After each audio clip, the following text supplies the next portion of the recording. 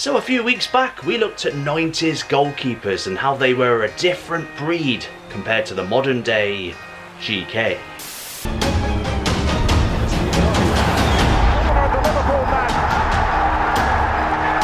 But thinking about it, there were different breeds of all kinds of people in 90s football compared to the modern day, such as managers. Fucking Paul, come on! Hey! Fucking hit the space in there! Right guys, so this video is obviously going to be very Graham Taylor heavy off the back of that infamous documentary. What sort of thing is happening here? Can we not knock it? What are they being instructed? Right, so let's just get Graham out the way from the get-go, shall we? But before we do me a favour guys, stick that thumbs up, subscribe for weekly 90s football content. Let's bloody do this.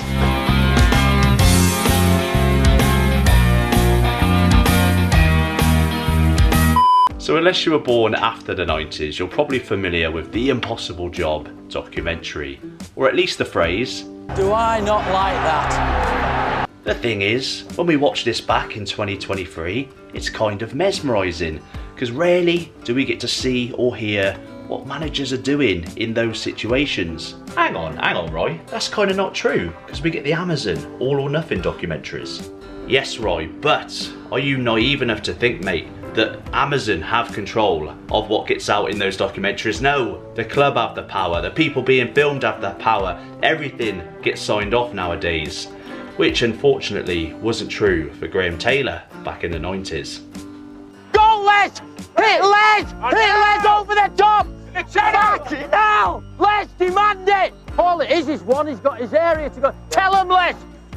That's what you tell him! Quick side note guys, if you didn't see the last video, obviously we've moved from the corner of the spare bedroom. We've got all this space in my rough and ready shed gym, former shred shed if you watch my old channel. So we've got all this wall to cover in Corinthians, to cover in 90s nostalgia. So after this video, check out last week's video where I do a bit of a tour. We're going to be adding not only to the Corinthian collection week by week, but we're also going to be adding to the setup, the space. This isn't going to be a home gym channel, it's very much 90s nostalgia.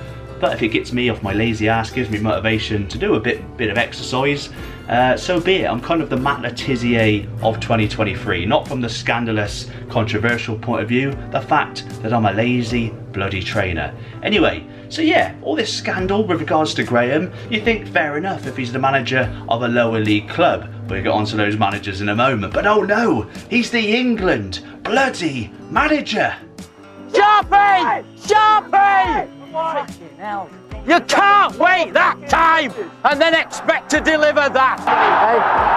Hey, we went to fucking sleep though, didn't we? Referee!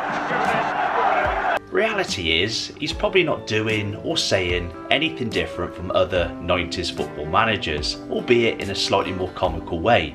But comparing him to the current modern day England manager, Gareth Southgate, could you imagine him in his waistcoat completely losing his shockingly, this wasn't the only documentary like this in the 90s. There was the one and only Barry Fry.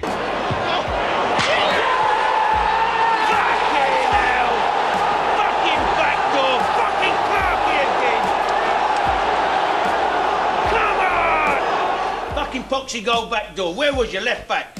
A fucking game left back. A fucking geezer. You never left back. You gone up his arse. Get the fucking man. He's supposed to stop the outside right, not play fucking handball with you. He don't want his fucking hand held.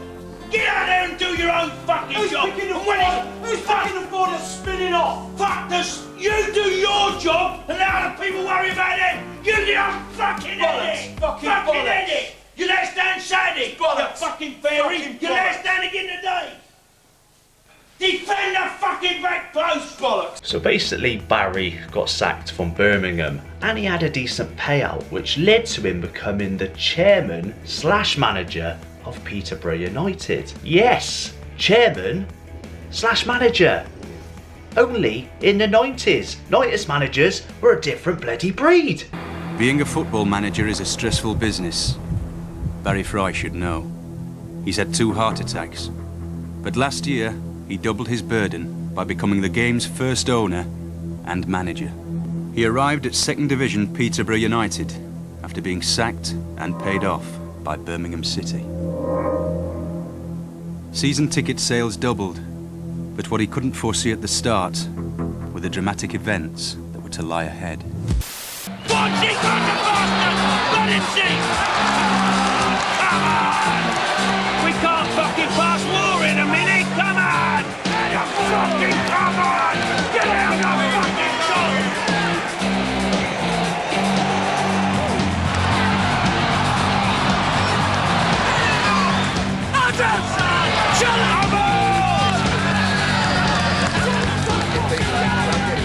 We're in trouble here, lads.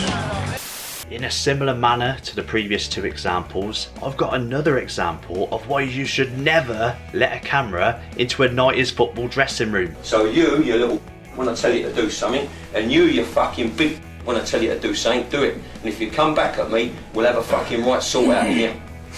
Alright? And you can pair up if you like, and you can fucking pick someone else to help you, and you can bring your fucking dinner. Because by the time I'm finished with you, you'll fucking need it. Do you fucking hear what I'm saying or not? You see me in the morning. The difference here is they haven't let professional camera crew in, a company, they've let a local bloody film student in to capture the pure humiliation that occurs to Leyton Orient manager John Sitton.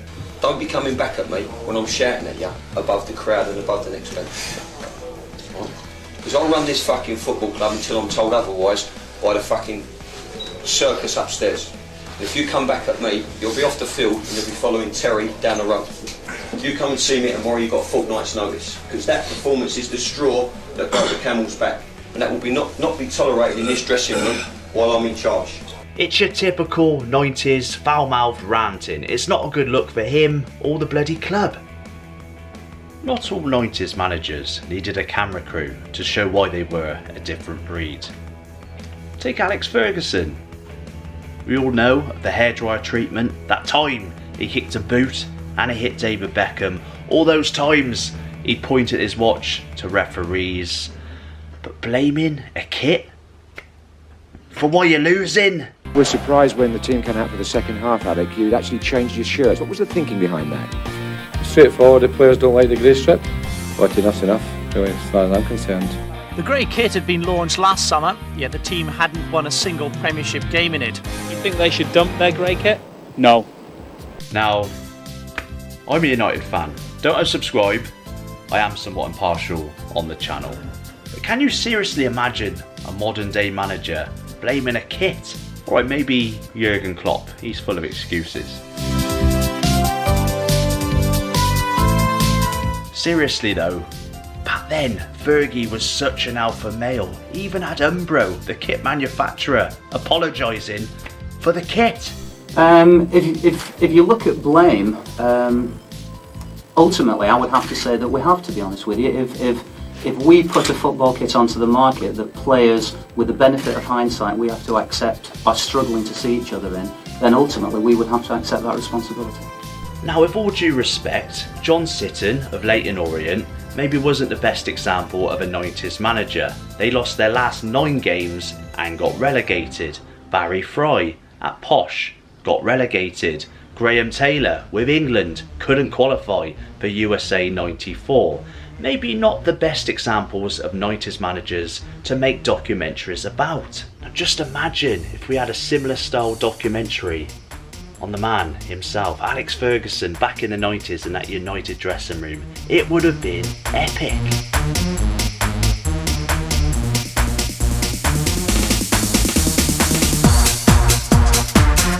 In the noughties, Big Sam and Harry Redknapp, maybe Neil Warnock, they kind of become novelty acts. They were the last of this dying breed of manager. Who have we really got today? Maybe Roy Hodgson? Reality is, in Britain, we love a foreign manager.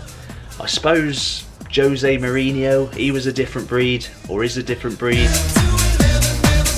The irony is, when Arsene Wenger came to the Premier League, he seemed like a different breed compared to other 90s managers. But Arsene changed the culture, changed what being a manager was all about. Since Arsene, we've seen a change in culture, a managerial style. They tend to be a little bit more composed, a little bit more relaxed. Sit down! Nobody talk! In few years you can be a manager and you can do it. No problem. But until now, guys, I am the boss and I decide. But hey ho, times change, ladies and gents, and as much as I obviously miss the 90s, we've got to move with the times. Maybe not. Let's just stick with the channel. More 90s nostalgia to follow, guys. This was fun to make. I've had a delivery, as I always do. The missus has been going wild, as per usual. In this box right here, we've got some holy grails from that original era of Corinthian figures. Southampton figures, should I add. Not the easiest to find. I did pay a bit of a hefty price. Keep that quiet from the missus. Check out the last video when we did a bit of a tour. Obviously we're going to be updating this collection as well as the home gym. Remember, I need a new name. This is no longer the shred shed. I've got no ambition to be all shredded and stuff like that. I just need to keep some weight off and just be happy in everyday life. I'm not getting any younger, so by surrounding myself in this 90s football stuff, I feel more inclined to come in and just use some of the equipment. It is leg day today and I've filmed quite a bit on that leg extension leg curl machine, so it's all good. Ladies and gents, I've even got Melissa's old PS1 in here. That is because I've got the idea of having one of those TV, VCR, VHS, VCR combos in the corner. Do you remember when you used to get those Matsui ones, the double ones, and then people would have them on those stands in the corner of their bedroom? And I basically want to do that. So over here in the corner we'll have a TV video combi on one of those stands. I've got electric down in the bottom of the shed, so we can have some old football documentaries playing whilst I'm making videos, whilst I'm training. I think it's a good idea. If you know somewhere that does them other than eBay, or if you've got one yourself and you want to sell it to me, drop me a comment or follow us on Instagram. On Instagram as well, maybe TikTok too. We're going to be featuring the latest addition to my France 98 collection. As I always say, it will become a France 98 wall like they did on Soccer AM back in 1998. I'm not sure which wall I'm going to do it on. It might be over there, but obviously I'm going to put the telly over there as well. So check out Instagram where we open the latest thing, which is underneath there, at Roy90s Nostalgia. Same on TikTok. Thanks for watching, guys. Drop me a comment below on what video you'd like to see next on 90s football, and I'll see you next week.